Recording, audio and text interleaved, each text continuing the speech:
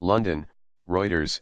British Prime Minister Theresa May secured cabinet agreement on Friday for her plans to leave the European Union, overcoming deep rifts among her ministers to win support for a Euro-OEA business-friendly Euro proposal to try to spur stalled Brexit talks.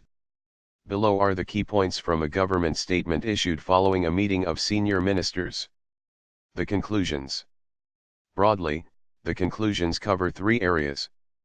1. A substantial evolution in our proposals for the UK Euro trademark's future relationship with the EU. 2. Agreement on the benefits of the model that should result from this position. 3. The need to step up preparedness for the full range of scenarios that might result from the negotiations. The detail. The government a Euro trademark's full Euro white paper, a Euro trademark policy document due to be published next week, will cover four main areas. These are set out below as in the statement. 1. The UK and the EU would maintain a common rulebook for all goods including agri-Euro food, with the UK making an upfront choice to commit by treaty to ongoing harmonisation with EU rules on goods, covering only those necessary to provide for frictionless trade at the border. These rules are relatively stable, and supported by a large share of our manufacturing businesses. The UK would of course continue to play a strong role in shaping the international standards that underpin them, and Parliament would have oversight of the incorporation of these rules into the UK Euro trademark's legal order a Euro, with the ability to choose not to do so, recognizing that this would have consequences. We would strike different arrangements for services, where it is in our interests to have regulatory flexibility, recognizing the UK and the EU will not have current levels of access to each other a Euro trademark's markets. 2. The UK and the EU would ensure a fair trading environment by incorporating strong reciprocal commitments related to open and fair trade into the legal agreements that define the future relationship. The UK would commit to apply a common rulebook on state aid, and establish cooperative arrangements between regulators on competition. In keeping with our commitments to uphold international standards, the UK and the EU would also agree to maintain high regulatory standards for the environment, climate change, social and employment, and consumer protection a Euro, meaning we would not let standards fall below their current levels.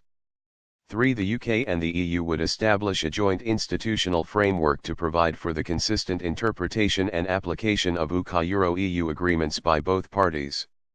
This would be done in the UK by UK courts, and in the EU by EU courts a Euro, with due regard paid to EU case law in areas where the UK continued to apply a common rulebook.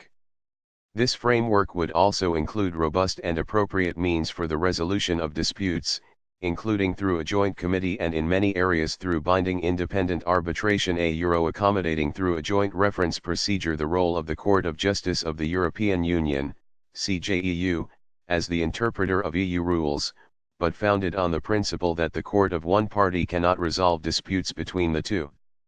4. The UK and the EU would work together on the phased introduction of a new facilitated customs arrangement that would remove the need for customs checks and controls between the UK and the EU as if a combined customs territory.